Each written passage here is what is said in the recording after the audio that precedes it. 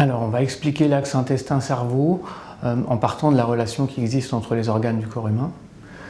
Tous nos organes communiquent entre eux pour le bon fonctionnement de l'organisme.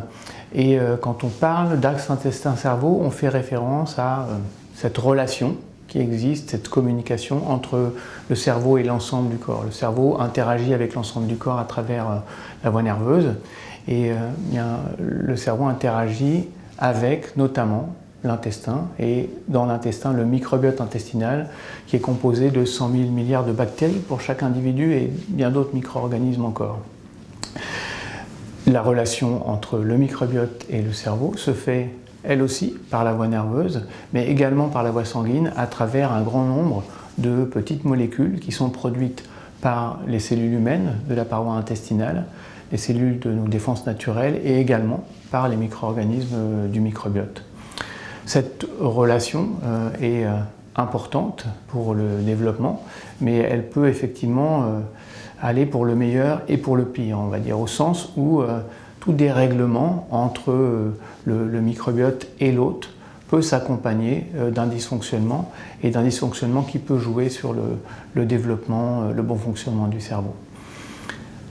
Le corollaire de cette observation est qu'on peut espérer, à travers la gestion du microbiote et de sa relation avec l'hôte, aboutir à des propositions potentiellement thérapeutiques ou préventives de la relation entre l'homme et entre l'intestin et le cerveau.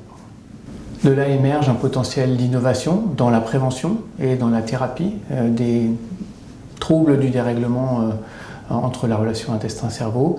Et parmi ces troubles, le spectre de l'autisme est une condition pour laquelle on a tout particulièrement un potentiel qui émerge aujourd'hui. L'autisme est une des conditions pour lesquelles l'augmentation d'incidence a été la plus marquée depuis presque 50 ans, avec aujourd'hui à peu près une naissance sur 50 aux États-Unis qui est ou sera concernée dans la vie par l'autisme. Eh bien, on est dans cette réalisation. La médecine aujourd'hui s'améliore en termes de diagnostic, donc une partie de cette augmentation est liée à cette reconnaissance accrue de l'autisme. Cependant, la médecine aujourd'hui n'a pas de solution dans cette condition. Et de plus, les travaux de recherche sur la relation entre l'intestin et le cerveau nous indiquent que potentiellement, dans l'autisme, le microbiote pourrait avoir un rôle causal.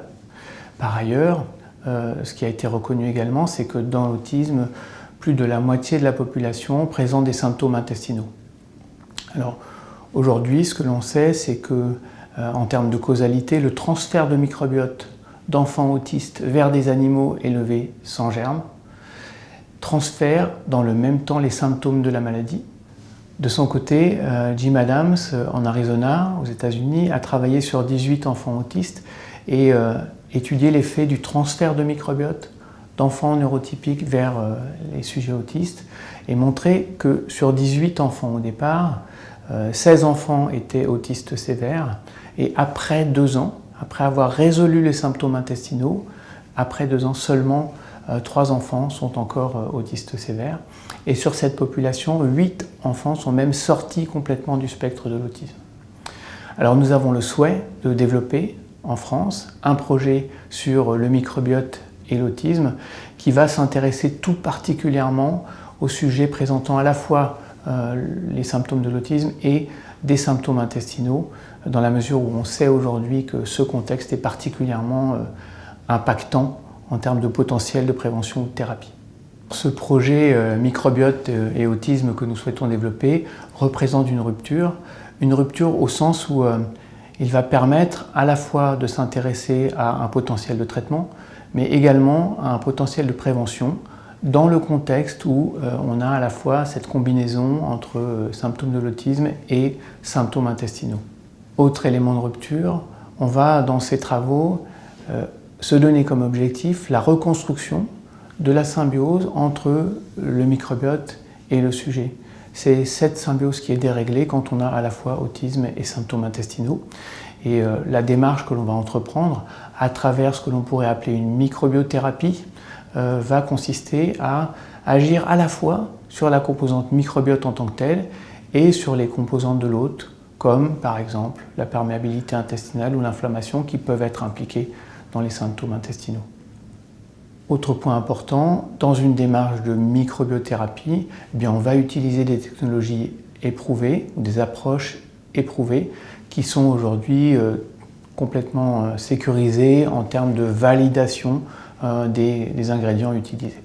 Pour conclure, on est sur une démarche holistique qui va s'intéresser à résoudre à la fois les symptômes intestinaux et les symptômes de l'autisme, notamment à travers la perturbation des fonctions cognitives et sociales.